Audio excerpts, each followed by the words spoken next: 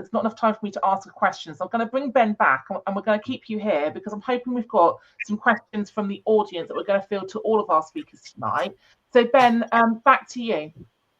Thank you to that panel then. It was amazing and nice to hear across the two panels the sort of threads that went between the two. So I'm going to add our panelists from panel one back in so we can have a wider open discussion. And like Hannah said, if any questions and things that you have, anything you'd like to ask, could you pop into the chat? Now, I think some of the questions that sort of have came through and sort of thoughts are a lot around, say, I know in that second panel, we talked about flexible working and the things that we need. Apart from not applying for a role, or whether you're in an organisation, then you might not actually request flexible working on application, but then you might need flexible working or like other adjustments. How are some of the ways you can go about it? Because I know whilst there are policies and practices in place, we often can feel that guilt or feel that, we're being a bit of a burden to other people by asking when we shouldn't. So what are some of the things that people could do, or where they could go for information if they're wanting it? I'll probably come to Lindsay first, as I use the example of flex working, and then I think if anyone else, not to treat you like children as I have with my year sixes today, if you want to pop your hand up and contribute, feel free to. But yeah, Lindsay, if I come to you first. Yeah, I think it's really hard. So we see a lot of bad practice in this area, and there have been some significant changes to the laws about flexible working and flexible working requests. And sometimes schools just change the policy and then they don't think about how that will work in practice. So you're now allowed to make 2 requests in a year, and actually the burden is not supposed to be on the applicant anymore of explaining how that flexible working request will fit into the school job design and management of the school running. The employer is now supposed to take the lead on that and seeing how that could work. And so actually I don't think applicants for flexible working should be doing like steps to make it easier. Employers have got a responsibility now, a legal responsibility, to make sure that they are facilitating genuine discussion and consideration of these flexible working applications. And I think that will change even further when the Employment Rights Bill comes in, strengthening people's kind of employers' positive approach. Like, you should be saying, yes, I'll do this flexible working if I can. There were a couple of things that were mentioned about this earlier about like being a trailblazer. It's really hard if you're the first person to request flexible working, or if you're the first person to request reasonable adjustments.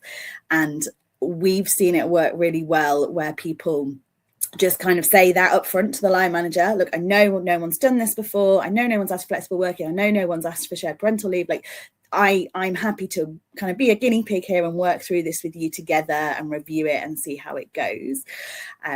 But also just using your networks. Like I'm like a broken record. We're just saying all the same things. I'm just saying what everyone else has said. But talking to other people who've done it, talking to other people who've made a request, asking your support networks for help, asking your trade unions for help, asking flexible teacher talent for help if you're making a flexible working request. Like we'll know people in a similar context who've gone through that process, and they're the best people really to learn from about how it works. But it's also really context specific. What works well when requesting flexible working arrangements in one school is completely different to what will work well in another. And that's why I really strongly feel that this legal shift in it being all about the employer trying to facilitate rather than the person requesting feeling like they're being a burden. Like it shouldn't be like that for flexible working or for reasonable adjustments. Thanks, Lindsay. Nadine, come to you. Yeah, I just wanted to add on to that, just to say that as leaders, we really have a responsibility within this realm, and I think that comes with modeling that from the top, because I think that really helps individuals to say, okay, if the head's doing that, then actually this is something that they believe in. I've even heard of a CEO who literally is saying, right, the meeting has to finish at this time because I need to go and pick up my child from school, and so forth, and it not being foreign conversation. And I think that's worked really well here, and I'm very transparent with my staff.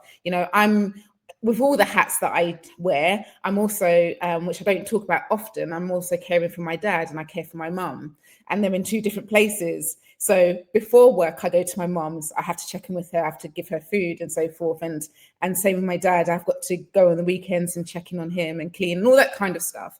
But in terms of, even when, there were certain treatments, hospital treatments had to go for my dad. I was like, okay, I won't be here this morning or so forth. And then also it's come up to Christmas period, but even, the sports day and the play and so forth, it's right, I won't be here this morning. I'm not hiding it because I'm going to watch my child. And then also my other staff members understand, I can ask that too, and that's okay. It's not something that we don't do here. No, we look at ways to accommodate and to help individuals to be able to bring their own whole self to work, because I think people think, oh, well, they're not here full time, then they can't bring the whole self. But actually, when you accommodate the whole person by acknowledging them and all their particular needs and so forth, then actually they bring an even better self into the workplace because they feel valued, acknowledged, and seen for the season of life that they are currently traveling through. Thanks, Nadine. Susie? Building on what Nadine just said about modelling these things. If I may take a moment to bang my particular drum, I don't have a teaching background, and the team that I line manage are fully support staff. And I think as leaders, we really need to be remembering support staff at the moment, because there is a lot of very, very flexible jobs out there that pay a lot more than education support staff roles, that we will lose people to. And what concerns me most is the number of leaders that I have heard say that they don't allow flexible working for support staff because teachers can't do it. And obviously I'm horrified, and I'm trying to fix this within my small sphere of influence. But I think we do need to remember that, support staff, particularly, student facing, but not forgetting office staff and teaching school hub staff and research school staff, all have exactly the same life experience, care and responsibilities, everything else, as the teachers that we're thinking about. So just a small plea not to forget support staff. Thanks, Susie. I think that's really important, and that sort of equity in that flexible working, that flexible working will look slightly differently. Yes, if you're a classroom teacher versus a senior leader versus a member of support staff, but actually recognising that, because I think sometimes that's where people can get a bit frustrated when they're like, oh, because I'm a full-time class teacher and I've got to be in for period one, whereas that person doesn't need to be in for period one. They're allowed to start later, or they're a member of SLT, so they can leave early. And there can be a lot of animosity that can be caused by people feeling that they're being treated differently for that. But sometimes those people might feel that animosity, but might not have asked for those flexible working or made people, their line manager or relevant people aware of that. So thank you for that. That was a really important part. My sort of next question then to everyone is, one of the things that's came out from both panels, and it was even referenced there, was about that network and that sort of networking and having that network. It was mentioned in the first panel when we talked more about using and drawing upon your network when you're looking for roles. And have you heard about this school? Have you heard about this trust? What do you think? To looking at job descriptions, you can get some very generic ones or very quirky ones that look very differently, and being able to pull on people's experience for that. So what I thought we'd do in the last, as we've got the last couple of minutes, is come to sort of each of you, if that's okay, about a tip of how could you curate and develop that network if you're not sure where to. Obviously, we've got a great number of organisations tonight that are also networks, but what are some of the things that, or if you've got one key tip that you would recommend using to leverage that network in terms of inclusive recruitment, whether that be from a candidate's perspective or from that employer's perspective. You might be an employer wanting to do inclusive recruitment better, if you like, if you feel like you're not there, or from a candidate's perspective. So I'll come from the order on my screen, but in reverse order. So George, can I come to you first, please? I know you don't like going first after that first one. No, you can't, I'm afraid. I think for me, and this is quite difficult for me to answer, because in the space that I was in, I felt like I was alone. And one of the first spaces I looked at to support me was with the unions. So maybe that would be my advice for someone that feels that they haven't got someone who understands where they are at work. They're not sure where to find stuff online. Obviously, what I would call Twitter, when it was Twitter, was good. What it is now, less so. But I think actually if you're someone who's genuinely struggling and you haven't found a place to be, that actually if you get in touch with the unions, there are places to go.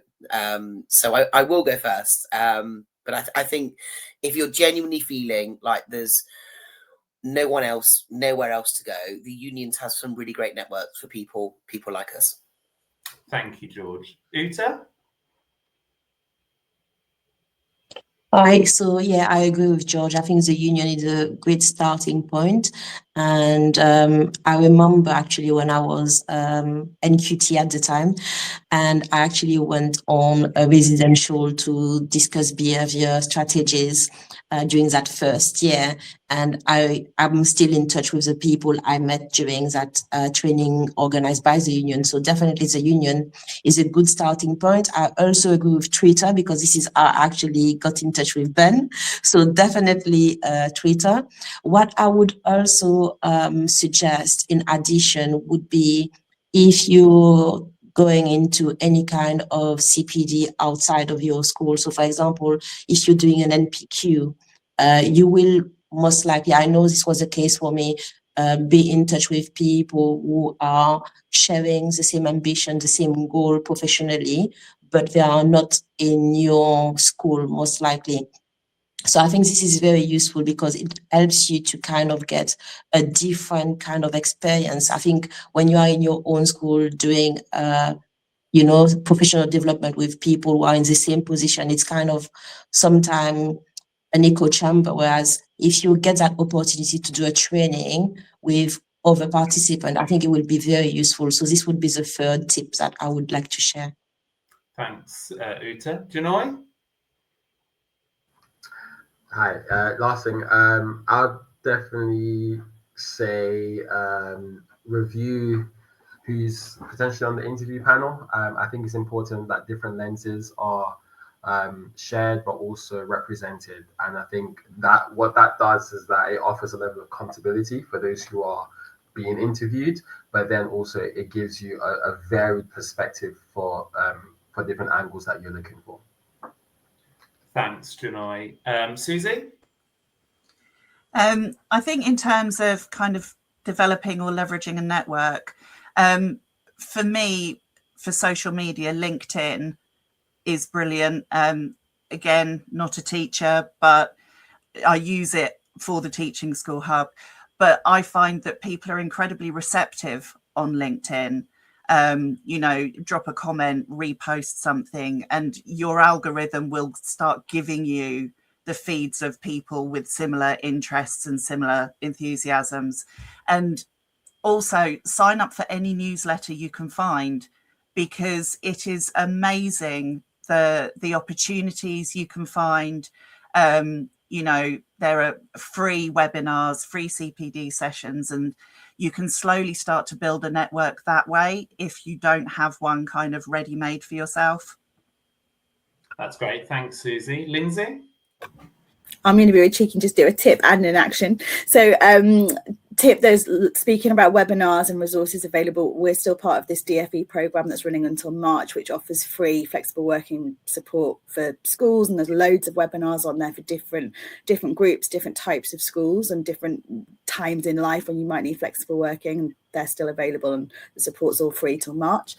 And the other action that is something that Emma Shepherd from the MTPT project and we used to do at Flexible Teach Talent is people used to post job adverts on Twitter or on LinkedIn, on Facebook, and we would say, oh, is this open to flexible working? Will you make reasonable adjustments for this if people are applying? Because we're in a more privileged position where we can ask those questions and we don't mind being a pain in the bum. We're not applying for those jobs, and when we have that privilege to do that. So we will start doing that again, and remember that that's important for people to see that message.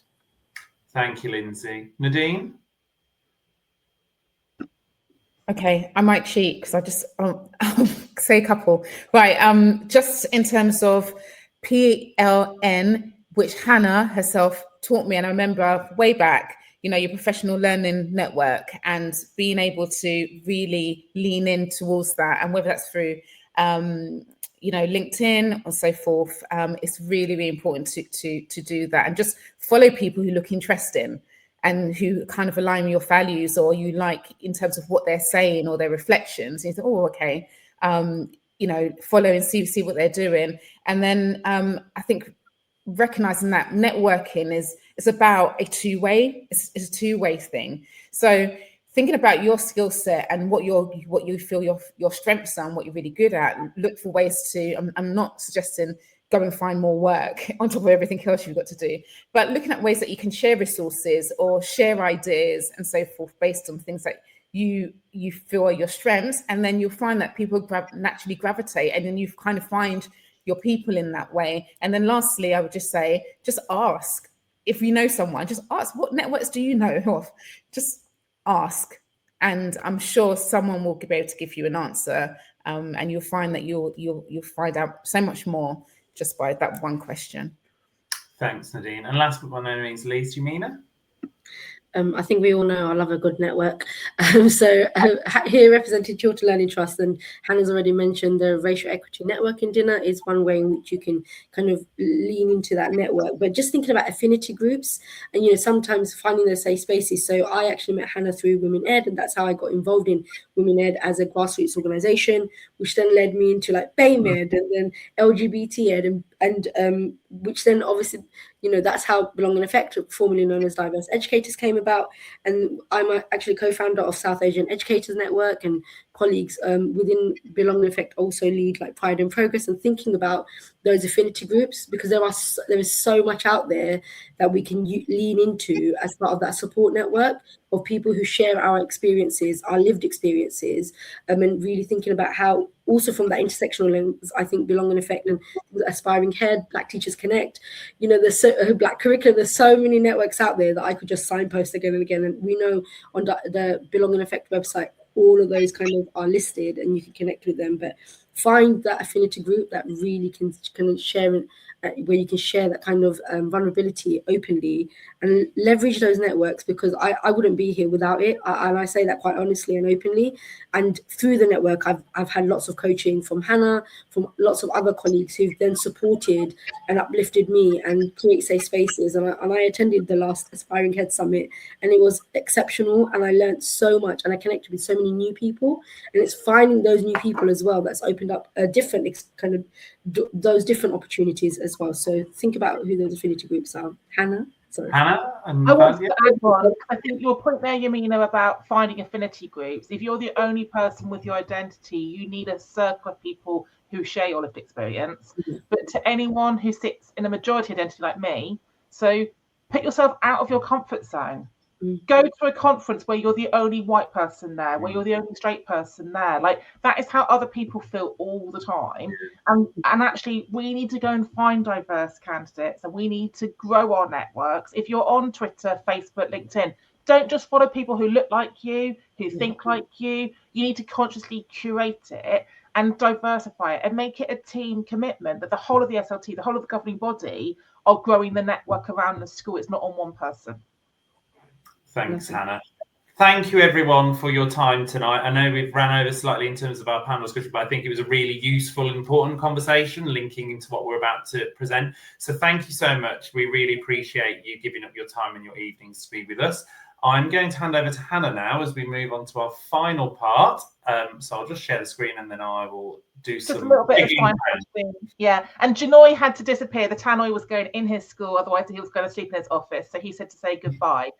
So for everybody who has joined us tonight and listened to all of our fantastic speakers and contributions from those two panels and also from the Q&A, what we want you to think about is, what is your takeaway going to be? Don't just come and listen. What is the action? What is the call to action? Is there something you can do tomorrow, this week, before Christmas, to cascade, to share, to ask a question? And then what is it you can do as we go into the major recruitment window in the spring term, where hopefully we're going to see lots of adverts coming up? We have to convert intention into impact. We have to make sure that we care, but we're actually challenging and getting curious about the things we're doing around us. So if you are able to pop a comment in the chat, let us know what your takeaway is going to be, what your next step's going to be. But we're also going to follow up by inviting you to join some of our community spaces where we're going to signpost some of the resources that are on the last few slides as well. So you want to just, what's next? Was this me or you? This was me, wasn't it? So we'll do a follow-up email. We've got a free toolkit on our website where we've curated lots of useful information for you to share with those key influencers. We run training, as do some of the organisations who are here tonight. Yamina mentioned the jobs board. So we have got a partnership and we've got a diversity jobs board, and there are free adverts if you are advertising to recruit into ITTE. All adverts for SCITs are free. For governors, we've not talked about governance tonight, but we need to diversify our governing bodies and our MAP boards in order to diversify leadership. So you do free adverts for governors. And if you are advertising for a DEI lead, an EDI lead, an anti-racist lead, whatever you want to call the person responsible for inclusion, those adverts are also free. Okay, so if you're looking for a vacancy, come on our website. But if you've got adverts you are posting, we are putting them out. We then put them onto our LinkedIn and put them into our newsletter. And we've got several thousand people who hold diverse identities looking for opportunities. Do you want to talk about your workshop, Ben, that's coming up? Yeah, thank you. So this was an event we did in the past. It was one of our first virtual events. It was something that people asked for, and I think we're going to do something similar soon, because we surveyed our community, and a lot of our community are looking for their next step and looking for that promotion. We had a fantastic event. It was our first virtual event post launching. We had some great people on there, like Vivian Porritt from Women Ed, Sophie and Sadiq from Chiltern Learning Trust. So many similar connections tonight, where we actually went through that sort of process from before you even think about applying through to that negotiation of a new role. So it's on our YouTube. We'll make sure that when we send the email out that you've got the links, and we've clipped it down with the different speakers as well. So yeah. Brilliant. And you've got the recording of this will be shared with you, so you can obviously mobilize that and cascade that. But a lot of our speakers have also written blogs around recruitment and how to diversify it and how to inclusify it. So you've got some quick links here. Like if you can get this inserted into an agenda or into a staff mail out, it's how you can begin to drip feed and influence others who have positional power to actually really go about making significant changes. And that brings us to the very end of our collaboration. So thank you so much if you've joined us. Thank you to our panel. Thank you, Hannah, for co-hosting and co-organising with us. So if you want to find out more about Step Up, our website is there. We are doing quite a bit of work on our website at the moment. So some of it does look probably a little bit strange and a little bit inaccessible, but we're planning on having our website fully up and running by the 1st of February, and you can get in touch with us there. Hannah, I know you've got a lot on your website to share, and I've posted some of the links in the chat, but was there anything else you wanted to No, what I'll do is I'll do a follow-up email once the recording is edited and it's on our respective websites. I'll do an email out to you all with all of those different links we've mentioned, so you've got it to forward on. We've got a community space on Mighty Network, so if you aren't on LinkedIn, you're not on Twitter, everybody in that space is really committed to DEIB and doing things differently and signposting and sharing resources. So I'll send you an invite to that, and we can start a kind of a message board, questions, and sort of further signposting there as well. So just wait for an email in a few days' time with lots of different links, signposting, and invitations. And thank you once again for joining us. It's an absolute pleasure to have you here. We, like Hannah said, we'll clip down different recording segments, send out all those links because there's so much to share.